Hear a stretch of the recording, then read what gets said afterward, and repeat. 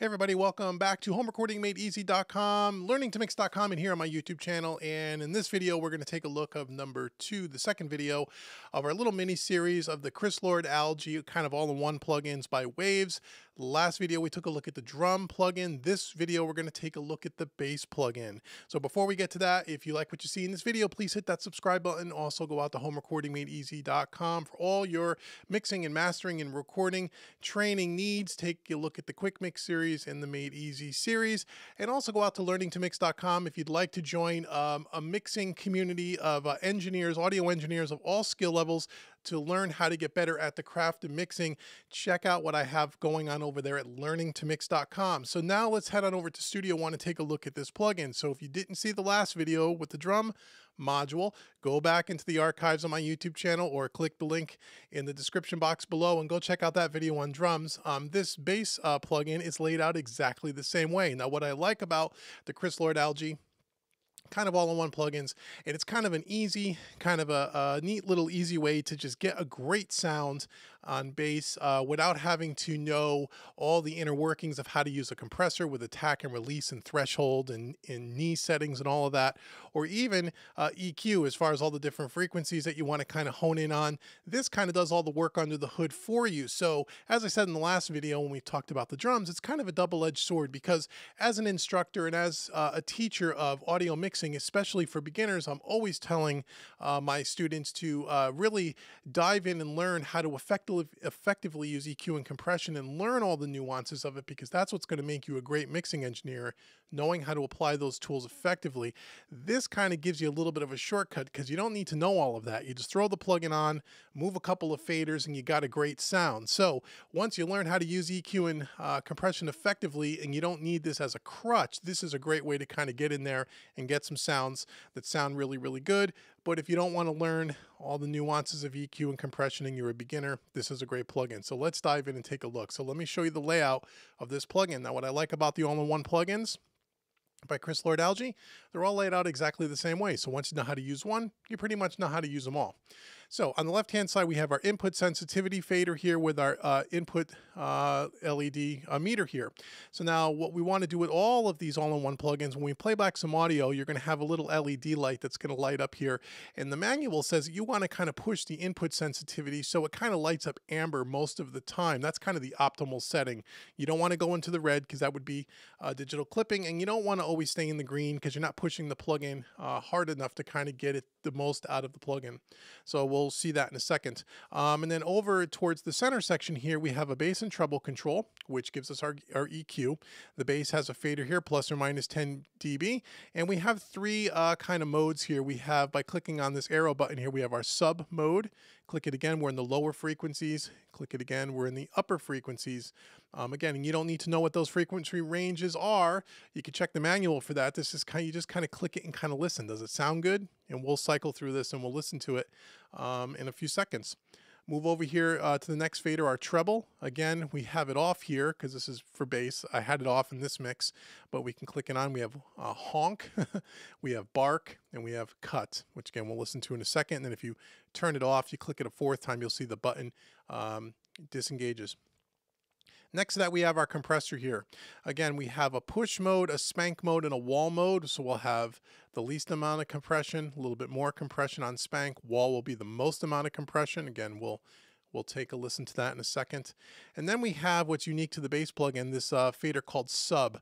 We have sub, on, and off, which are the real low sub frequencies of a bass guitar, which we'll listen to. And then we have distortion, where we can have some distortion, some grit added to the bass guitar. We have growl, we have, radar, and we have rip. So, and then we have it off. So we'll take a listen to that. And then lastly, we have our pitch here, which is really kind of a chorusy kind of a feel. Chorus, wide, and a spreader here to kind of give the bass a little bit, some modulation, a little bit of space, and you could turn it off. And again, what you would do is you'd pick which one sounds closest to what you're going for, and then you use the fader to kind of dial it into taste.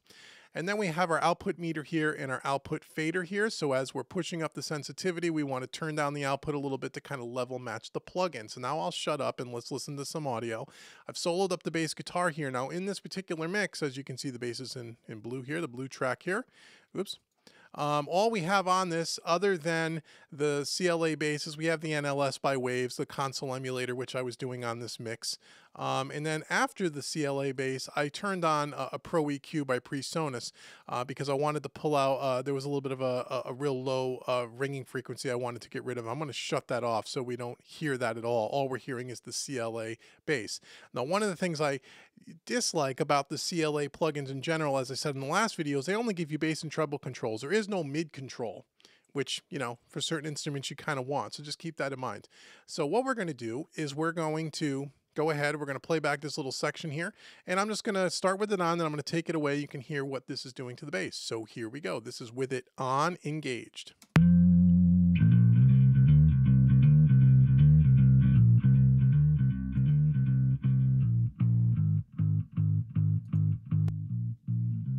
That's before.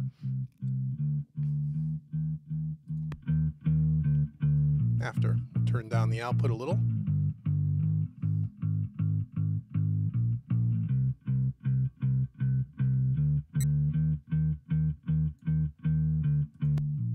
Before. After.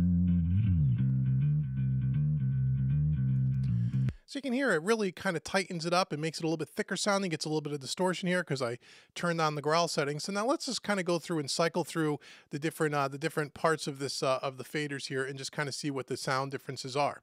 So let's start off with our our bass here. So right now I have it on sub. That's the lower setting.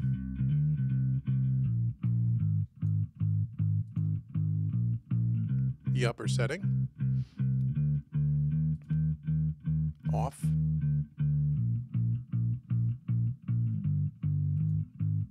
Sub.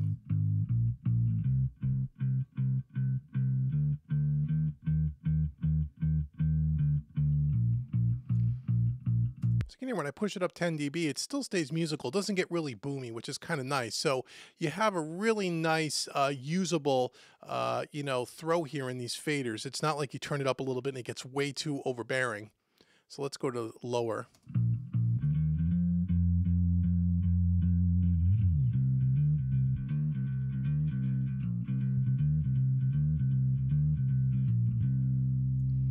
Okay, now let's go to our treble side.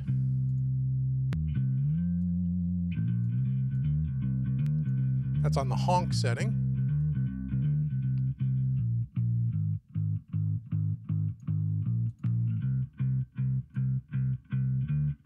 A little bit more of the fingers coming out there.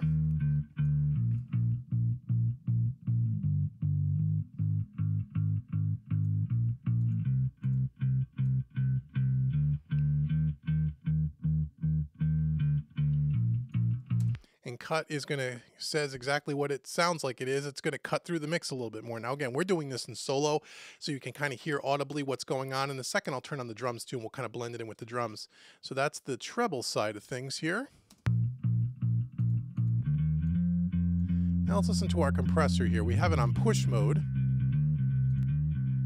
Spank. Wall, you can really hear it.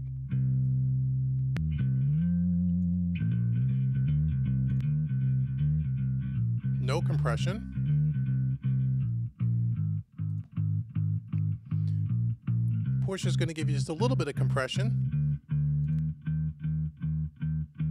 A little bit more.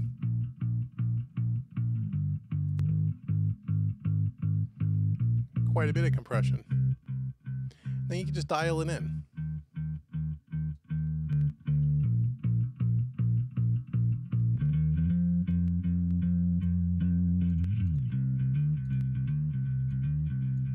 Okay, our sub is just on and off. So on,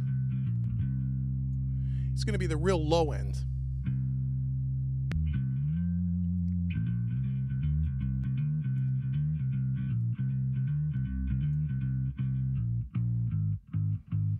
So if you're listening to this, hopefully on a good set of studio headphones and a good set of monitors, if you're listening to this on earbuds or on an iPhone or something like that, you're not going to hear the sub fader here. It's really subtle. It's the real low end. That's with it off.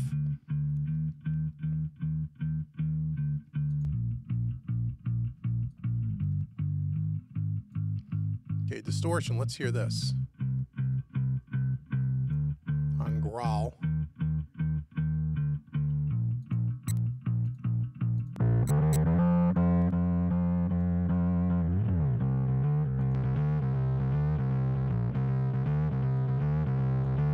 So if you really want a nasty, kind of really gritted up bass, this is the way to do it right here. And what you can do too is, let's say you have a clean bass track, you can also copy that track, put this on the distorted track, and you can have two separate tracks where you could just dial up some distortion if you wanted.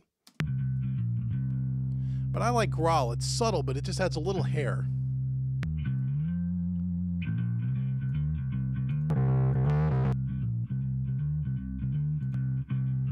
Just a little bit. Now let's go over to our pitch or our chorus here. It's chorus. More of a wide.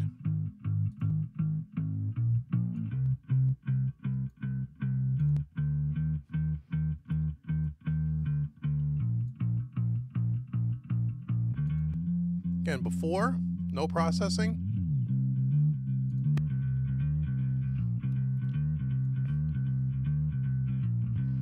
So again, it's what I love about this plugin is that everything is very usable, and they're more subtle. A lot of times when you get into these kind of all-in-one plugins that are kind of geared more towards the new mixer, more of the newbie, the beginner, they make the settings and such so that they're they're wildly audible. So you hear a massive change in audio to kind of give the newbie who's not really has a critical or a trained ear yet, the sense that something's really happening here.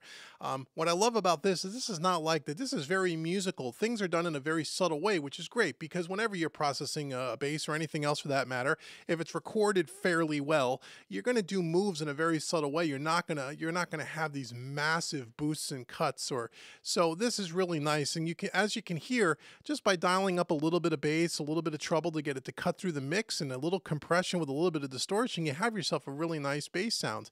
So now if we were to bring in our drums with this, because bass and drums kind of go hand in hand, don't they? So let's kind of bring in our drums here, and we'll just kind of blend this in with our bass and hear what's going on with our bass and our drums. I'll bring up our bass plugin again.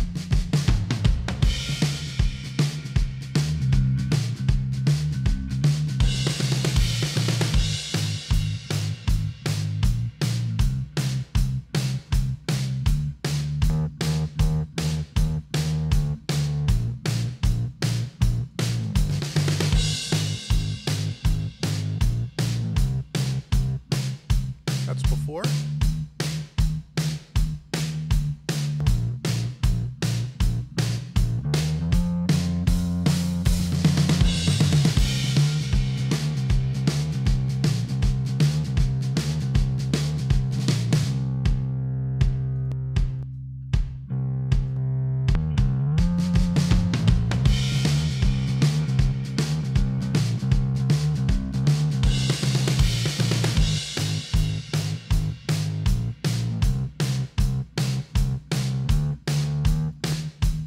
No processing before.